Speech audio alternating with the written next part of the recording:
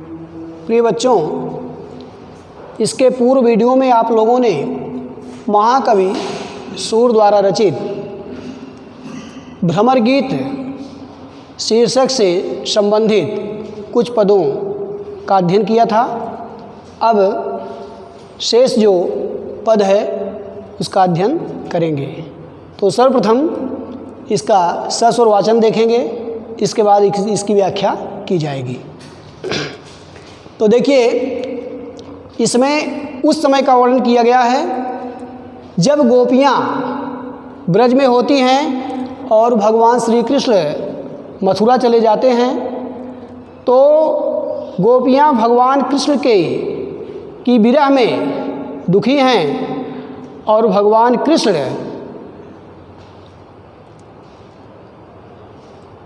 के पास से उद्धव जी आते हैं। भगवान कृष्ण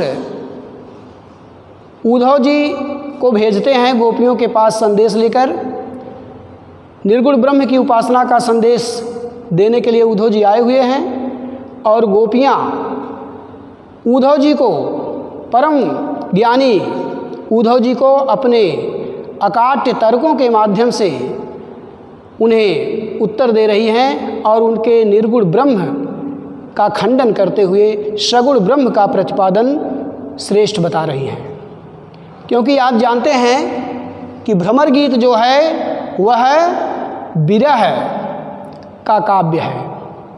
तो आइए देखते हैं, सस्वर वाचन पहले देखेंगे। गोपियाँ कहती हैं उद्धव जी से, क्योंकि उद्धव जी भगवान कृष्ण के परम सखा थे। उद्धव जी और भगवान कृष्ण दोनों संदीपन गुरु के आश्रम में रहकर शिक्षा दीक्षा ग्रहण किए और वहीं से दोनों की मित्रता हो जाती है। तो आइए देखिए, उद्धव जी ब्रज में आए हुए हैं और निर्गुण ब्रह्म की उपासना का संदेश दे रहे हैं, लेकिन गोपियाँ उसे अंगीकार नहीं कर रही हैं, उसे आत्मसात नहीं कर रही हैं, उसे स्वीकार नहीं कर रही हैं। और कहती क्या हैं कि उद्धव जोग जोग हम नाही, उद्धव जोग जोग हम नाही, अबला सार ज्ञान कह जाने, अबला सार ज्ञान कह जाने, कैसे ध्यान धराही, उद्धव जोग जोग हम नाही, तेई मूदन नैन कहत हो, तेई मूदन नैन कहत हो, हरि मूरत जिन माही, उद्धव जोग जोग हम नाही। ऐसी कथा कपट की मधुकर हम तय सुनी न जाही, श्रवण चीर सिर जटा बधावहूँ, श्रवण चीर सिर जटा बधावहूँ, ए दुख कौन समाही, उद्धव जोग जोग हम नाही। चंदन तजी अंग भस्म बतावत, चंदन तजी अंग भस्म बतावत, विरह अनल अतिदाही, उद्धव जोग जोग हम नाही, उद्धव जोग जोग हम नाही। जोगी भ्रमत जाहि लगी भूले, जोगी भ्रमत जाहि लग भूले, सो तो है अपमाही, उद्धव जोग जोग हम नाही, उद्धव जोग जोग हम नाही। शूर श्याम तय,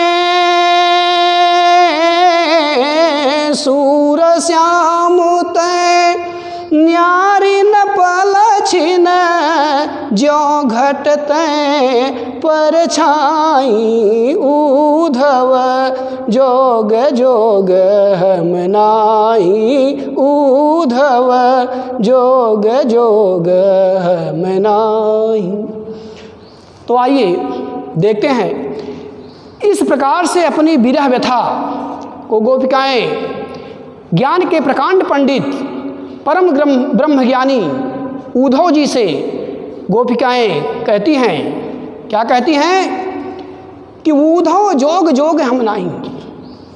इसमें जोग शब्द 2 बार आया है। तो पहले जोग का अर्थ है योग साधना और दूसरे जोग का अर्थ है योग्यता। तो कह रही हैं कि हे उद्धव जी, जोग जोग हम नाही, हम गोपिकाएं योग साधना करने योग्य नहीं है। यह असंभव है, यह हमारे बस की बात नहीं है। क्यों? क्योंकि इसमें तमाम परेशानियां हैं, तमाम कठिनाइयां आती हैं और हम गोपिकाओं के बस की बात नहीं है। उसमें परेशानी क्या है? अबला सार ज्ञान कह जाने। अबला अपने लिए कह रही हैं कि हम गोपिकाएं अबला हैं। अबला का मतलब असहाय हैं, निरीह हैं, लाचार हैं, मजबूर हैं। तो कह रही हैं कि अबला सार ज्ञान कह जाने। सार माने ब्रह्म ज्ञान, ब्रह्म ज्ञान। तो कह रही है हम गोपिकाएं ब्रह्म ज्ञान को नहीं जानती। निर्गुण ब्रह्म की उपासना करने का जो विधि विधान है, जो उसका तौर तरीका है, उसे हम नहीं जानती। कैसे ध्यान धराही, और उस निर्गुण ब्रह्म की का स्मरण कैसे करेंगी, उनका ध्यान कैसे करेंगी, उनकी भक्ति कैसे करेंगी, उनकी हम गोपिकाएं किस प्रकार से आराधना कर सकती हैं, यह हमारे बस की बात नहीं है। तो फिर क्या कहती हैं कि तेई मुदन नयन कहत हो। गोपियां उद्धव का परिहास करती हैं, उद्धव की खिल्ली उड़ाती हैं, उन्हें कहती हैं कि तेई मुदन नयन कहत हो। ऐ उद्धव जी, आपको जरा सी लज्जा आनी चाहिए कि तेई मुदन नयन कहत हो। आप उन्हीं आँखों को मूदने के लिए कह रहे हो जिन जय तेई मुदन नयन कहत हो हरि मूरत जिन माही। जिन नेत्रों में भगवान श्री कृष्ण का सदैव निवास होता है, हम गोपिकाओं के हृदय में भगवान श्री कृष्ण सदैव निवास करते हैं, हमारे हृदय प्रदेश में उनका स्थान है। तो आप उन्हें त्याग करके, उन्हें छोड़ करके सगुण ब्रह्म की उपासना का परित्याग करके निर्गुण ब्रह्म की उपासना का संदेश दे रहे हो, यह हमारे बस की बात नहीं है। यह बात आपकी मुझे अच्छी नहीं लगती, मुझे रुचिकर नहीं प्रतीत होती। तो फिर क्या कहती हैं? ऐसी कथा कपट की मधुकर हम तय सुनी न जाही। यहाँ मधुकर शब्द भगवान कृष्ण के लिए आया हुआ है। मधुकर माने भंवरा भी होता है, लेकिन यहाँ नटवर नागर कन्हैया के लिए है कि ऐसी कथा कपट की मधुकर।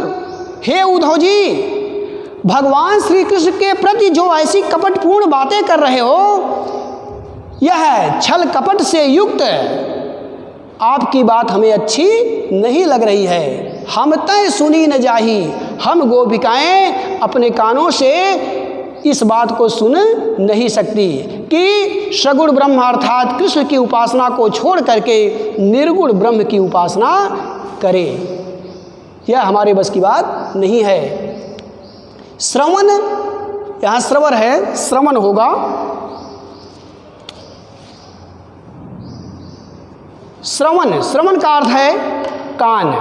श्रवण चीर सिर जटा बधावहु, ए दुख कौन समाही। कह रही है कि निर्गुण ब्रह्म की उपासना करने के लिए कानों को छेदवाना पड़ता है। सिर और चीर, चीर माने चिरवाना पड़ता है, छेदवाना पड़ता है। सिर जटा बधावों, और जटा रखनी पड़ती है। साधु सन्यासियों का वेशभूषा धारण करना पड़ता है, तपस्या करनी पड़ती है। ए दुख कौन समाही, यह दुख कौन सहेगा, यह हमारे बस की बात नहीं है। फिर क्या कहती हैं? चंदन तजी अंग भस्म बतावत। एक तो हम गोपिकाएं भगवान श्री कृष्ण के विरह में व्यथित हैं, दुखी हैं, विरह रूपी अग्नि में जल रही हैं, और ऐसी अवस्था में चंदन तजी अंग भस्म बतावत, चंदन को छोड़ करके जो शीतलता का द्योतक है, शीतलता का परिचायक है, शीतलता प्रदान करने वाला है। अर्थात कौन? भगवान श्री कृष्ण की भक्ति। भगवान श्री कृष्ण की भक्ति चंदन के समान शीतलता को देने वाली है। आप उसे त्याग करके, उसका परित्याग करके विरह अनल अतिदाखी, विरह रूपी अग्नि को और प्रज्वलित करने का कार्य कर रहे हैं। कैसे?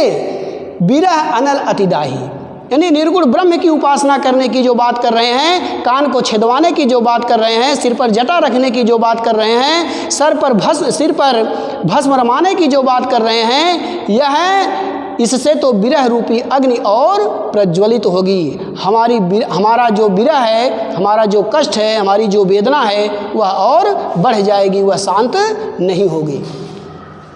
जोगी भ्रमत जाहि लगी भूले, सो तो है अपमाही।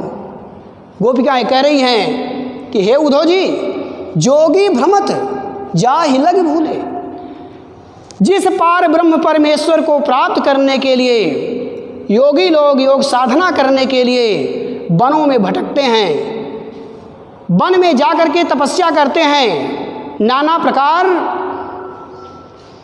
की क्या नाम से पूजा पाठ करने का तौर तरीका अपनाते हैं, तो आप क्या कर रहे हैं कि उसे छोड़ करके आप सगुण ब्रह्म की उपासना को छोड़ करके निर्गुण ब्रह्म की उपासना करने के लिए कह रहे हैं। तो जोगी भ्रमत जाहि लगे भूले, यानी योग साधना करने के लिए जो तपस्वी होते हैं, जो बड़े बड़े ऋषि मुनि होते हैं, वह वन वन भटकते हैं और नाना प्रकार से तब जाकर के ईश्वर को प्राप्त करते हैं। या कभी कभी इतनी क्रियाएं करने के बाद भी ईश्वर का दर्शन नहीं हो पाता है, तो और सो तो है अपमाही, इतना करने के बाद अगर उन्हें दर्शन भी मिलता है, तब इतना करने के बाद कहीं उनको दर्शन मिलता है, लेकिन हमारे लिए तो सो तो है अपमाही। वह ईश्वर हमारे हृदय में है, हमारे अंतःकरण में है। अप माने हृदय, वह हमारे अंतःकरण में है, हमारे हृदय में निवास कर रहे हैं। फिर उन्हें हम क्यों छोड़ दें, उनकी भक्ति क्यों त्याग दें। सूर श्याम तय न्यारी न पल छिन्न, जो घट तय पर छाई। सूरदास जी कह रहे हैं कि गोपिकाएं उद्धव जी से कह रही हैं कि श्याम तय न्यारी न पल छिन्न, हम गोपिकाएं भगवान श्री कृष्ण से एक पल के लिए भी अलग नहीं हो सकती हैं। हम गोपिकाओं से भगवान कृष्ण एक पल के लिए, एक क्षण मात्र के लिए भी अलग नहीं होते हैं। जो घट तय पर छाई, कैसे? घट माने शरीर, जैसे शरीर से छाया कभी अलग नहीं होती है, जहाँ शरीर जाती है वहीं छाया भी जाती है। तो जिस तरह से शरीर से छाया अलग नहीं होती है, उसी तरह से हमारे अंतःकरण में भगवान कृष्ण सदैव निवास करते हैं, हम लोगों के हृदय से कभी दूर नहीं होते हैं। फिर ऐसे सगुण ब्रह्म को छोड़ करके, ऐसे कन्हैया को छोड़ करके आप निर्गुण ब्रह्म की उपासना करने के लिए जो हमें प्रेरित कर रहे हैं, यह आपकी बात हमें अच्छी नहीं लगती है और यह हम लोगों के बस की बात नहीं है। तो इस प्रकार से गोपियाँ उद्धव जी को निरुत्तर कर देती हैं। उद्धव जी शांत हो जाते हैं, चुप हो जाते हैं और गोपियों की बातों का कोई उत्तर उनके पास नहीं रहता है। तो इस प्रकार से यह इसकी व्याख्या हुई। अब आप देखेंगे इसमें कौन सा रस है। सूरदास जी ने ब्रज भाषा को अपनाया है, तो भाषा ब्रज है। गोपियों की विरह दशा का वर्णन किया गया है, अतः यहाँ वियोग श्रृंगार रस की प्रधानता है, वियोग श्रृंगार रस है। इसके बाद गेय पद शैली है तथा जोग जोग शब्द में यमक अलंकार का प्रयोग किया गया है, क्योंकि पहले जो जोग शब्द आया है, पहला जो जोग शब्द है, इसका अर्थ है योग साधना, और दूसरा योग शब्द जो है उसके लिए उसका अर्थ है योग्यता से। फिर विरह अनल अतिदाही, विरह रूपी अग्नि, इसमें रूपक अलंकार का प्रयोग किया गया है। और समग्र पद में, संपूर्ण पद में दृष्टांत अलंकार का समावेश है। इस प्रकार से इसकी व्याख्या समाप्त हुई। अब इस पर आधारित कुछ प्रश्न आपको दिए जा रहे हैं, इनका उत्तर आपको देना है। तो पहला प्रश्न है कि जोग जोग शब्द में कौन सा अलंकार है। दूसरा प्रश्न है, मधुकर शब्द का क्या अर्थ है। तीसरा प्रश्न है, अबला का प्रयोग किसके लिए हुआ है। फिर है, उद्धव जी किसका संदेश लेकर गोपियों के पास आए हुए हैं। अगला प्रश्न है, प्रस्तुत पद्यांश में निहित रस की पहचान कीजिए। इसमें कौन सा रस है आपको बताना है। धन्यवाद।